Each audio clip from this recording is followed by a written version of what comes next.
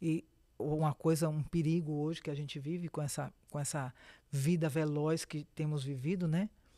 É que a gente fica querendo as promessas de Deus para ontem, enquanto a gente desacredita, cometendo o pecado da incredulidade, achando que Deus não é fiel para cumprir.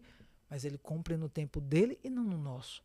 E foram 19 anos esperando, certo? Então eu sabia que Clarinha vinha em algum momento. E o meu maior sonho qual era? Eu falava, minha veinha, quando Clarinha nascer, você vai pegar ela nos braços. Eu já era missionária, estava em Santa Catarina. E um dia o Senhor falou para mim e falou para o meu esposo, essa criança vai nascer nos Estados Unidos. Hã? Minha amada, eu estava toda planejada para ir para a Bahia. Falei, eu vou ficar um ano lá. E eu dizia, Senhor, não faz isso comigo. Eu já não tenho mais dinheiro. Como que eu vou para outro país? Mas que loucura é essa? E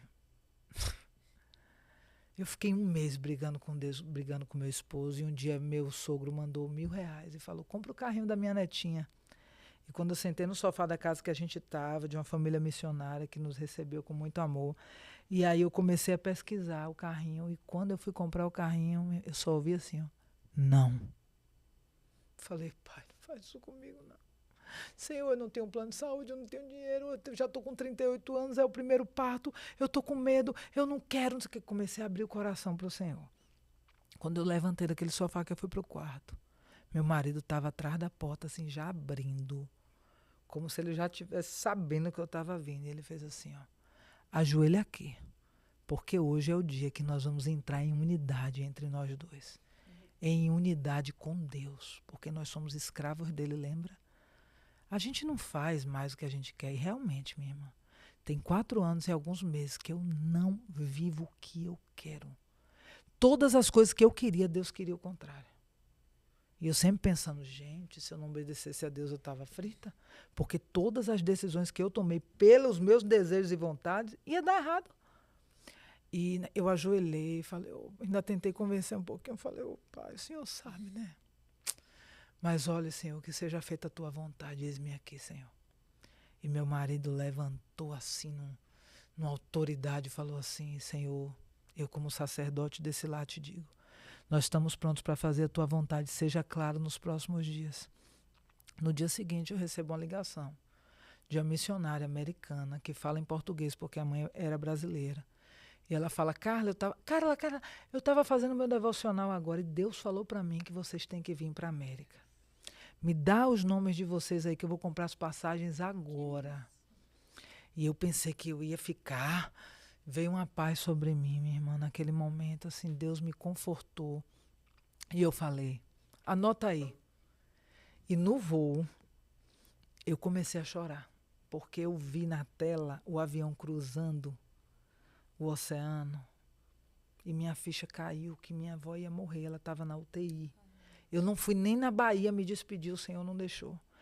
E eu fiquei apavorada. E quando eu comecei a entender o que estava acontecendo de fato, que eu não tinha mais como voltar, eu comecei a chorar. E, Senhor, fala comigo, Senhor, mudo. Fala comigo. E eu, em determinado tempo do voo, eu falei, pai, eu vou abrir a Bíblia. Fala comigo. E quando eu abri a Bíblia mesmo, a passagem era a seguinte. Jesus falando, o Filho do Homem não tem onde pousar a cabeça. E já era a minha vida. Porque eu não tinha mais casa, ficava de casa em casa. E aí um homem disse, Jesus, eu vou te seguir onde você for, deixa eu só enterrar meu pai e volto. Minha irmã, eu nunca tinha lido aquele versículo, eu acho. Se eu li, não foi daquele jeito que veio para mim. Talvez passou batido. Mas naquele dia veio igual uma espada aqui dentro. Então Jesus respondeu, deixe que os mortos enterrem os próprios mortos. E eu cheguei com visto de turista, eu estendi o visto de turista, ou seja, eu fiquei aqui 1 ano com visto de turista. E faltando 5 dias para minha avó falecer, o Senhor falou assim para mim, ligue para ela e se despeça dela. Ela não quer partir, ligue para ela. E quando eu liguei, minha mãe atendeu e falou, a sua avó acabou de vir para o quarto, saiu da UTI. E eu falei para ela, mãe, deixa eu falar com minha avó, preciso falar com ela. E eu me despedi dela naquele dia. Minha mãe achava que ela não estava entendendo nada, as lágrimas começaram a descer, minha irmã. E eu fiz uma das ligações mais difíceis da minha vida até hoje. 5 dias depois ela partiu. E eu sei para onde ela foi, porque, graças a Deus, Deus me salvou antes dela partir. E eu pude falar muito com ela, orar muito com ela.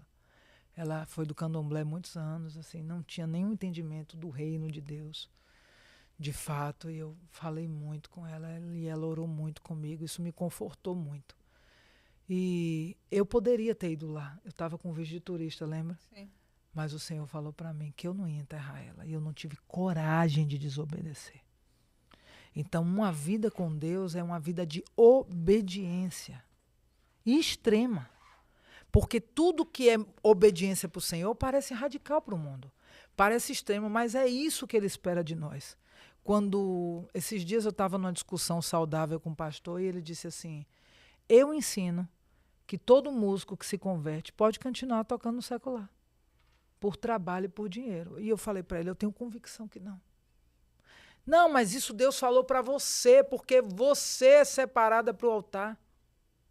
Né? Deus separou a tribo de Levi. Antes de Deus separar a tribo de Levi, quando o povo de Deus tinha saído do Egito, estava no deserto, Moisés subiu no Monte Sinai, o povo ficou lá embaixo, achou que Moisés não ia descer, fizeram o quê? O bezerro de ouro. Exato. Começaram a adorar um bezerro de ouro. Quando Moisés desceu, que viu aquela cena e se revoltou, ele falou, quem é do Senhor, vem até mim. Quem que veio? Só os filhos de Levi. Então, antes de Deus separar a tribo de Levi, foi Levi que se separou. Assim como Moisés cresceu com Eli, nunca se contaminou com a família do Eli. Muito pelo contrário, ouviu o Senhor e procurou obedecer o Senhor até o fim da vida.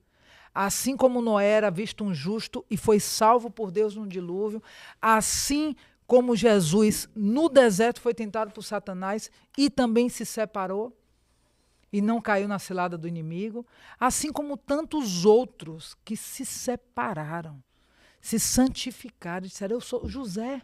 Quantas tentações a mulher de Potifar, ele não podia ceder. Sim. Olha o tanto que ele sofreu. Tinha desculpa o suficiente. Daniel na Babilônia, ai dele se ele se contaminasse. Você acha que Deus ia salvar ele na cova dos leões? Então, assim, a gente vê diversas pessoas que tinham escolha, mas eles decidiram. A maioria que eu falei não era nazireu. Não foi separado desde o ventre. Foram pessoas que se separaram, que escolheram obedecer, que escolheram se santificar em meio à Babilônia, em meio ao Egito, em meio a qualquer coisa que desagradasse ao Senhor. Então, quando Deus nos converte, a primeira coisa que Ele nos mostra é, você não precisa fazer qualquer coisa pelo dinheiro. A música é algo que é sagrado, tem tanto poder. Olha as batalhas que eram vencidas através de louvores.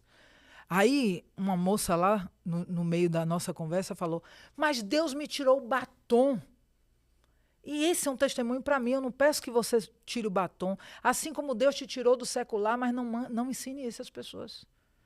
Então, ela estava ensinando que o batom é igual ao louvor. Nunca. Entende? São coisas que não tem comparação. A música é algo muito sério mesmo.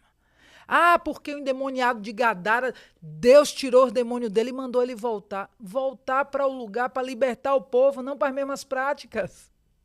Imagina Moisés voltando para o Egito e não indo libertar o povo, indo praticar aquilo que eles faziam. Então, é tão clara a Bíblia, aquele que se faz amigo do mundo é inimigo de Deus. Então, nós precisamos estar atentos, porque falsos ensinos que Deus não daria, nós vamos ter diariamente vindo de pessoas que são cristãs, que têm o conhecimento da palavra, mas não aprenderam do Espírito Santo de Deus. Aprenderam de pessoas, aprenderam do que leram, do que entenderam, aprenderam de acordo com como querem viver. Entendeu? Tem gente que quer viver assim. Exato. E vai ler e vai usar aquilo da forma que convém para a sua vida. Mas eu tenho convicção de algo. Não é a forma que Deus quer. Deus quer santidade. Ah, mas você foi separada. Me desculpe. Hoje em dia, quem entregar a vida ao Senhor, Deus quer que seja templo do Espírito Santo de Deus, sacerdote. todos, não é um, não é outro. Para ser templo do Espírito Santo de Deus, tem que ser igual o templo lá que Salomão construiu, não tinha um Santo dos Santos, onde Deus habitava, onde estava a Arca da Aliança. Hoje a nossa aliança com Deus é através de Jesus. E a própria aliança nos trouxe o Espírito Santo de Deus para habitar em nós. Nós somos o Santo dos Santos. É por isso que Jesus fala assim, ó, antigamente, na época da lei, para você adulterar, você tinha que cometer o adultério. Mas hoje em dia, se você pensar, planejar na tua mente, você já está cometendo pecado. Por quê? Porque nós somos templo do Espírito Santo de Deus e a gente precisa estar limpo para o Senhor habitar. É como os filhos de Eli colocando fogo estranho, incenso, coisas estranhas, dentro do templo, que é para ser santo, limpo e só do Senhor. Então, nós vamos continuar reproduzindo aquilo que a gente já viu que deu. Então, é só a gente querer Deus mais do que tudo, mais do que as nossas próprias vontades, de sucesso, de trabalho, de prosperidade. Prosperidade no reino de Deus, meus irmãos, é assim, ó. Não ajuntei tesouros nessa terra. Que a traça e o ferrugem corrói. Que o homem vem de lá e rouba. E quando você vê, você fala, meu Deus, tanto tempo para juntar esse dinheiro, cadê? Gastei que eu nem vi, sabe por quê? Porque a nossa segurança não pode estar nisso. E o homem, ele é tão tendencioso à idolatria, e o dinheiro se torna idolatria. Aliás, na Bíblia, é o único chamado de Senhor além de Deus, né? Ele diz, você não pode adorar dois deuses, ou é Deus ou é o dinheiro. Porque se você obedecer um, você desobedece o outro. Então, o que é prosperidade no reino de Deus? É você ter abundância de paz e alegria, é você ser suprido por Deus em todas as coisas, ver que a mão do Senhor é com você, pode estar na tempestade no barco, pode estar na cova dos leões, onde você estiver, você olhar e falar, uau, Deus é comigo. Essa é a verdadeira prosperidade. Isso, quando você me pergunta o que tem me incomodado na igreja evangélica,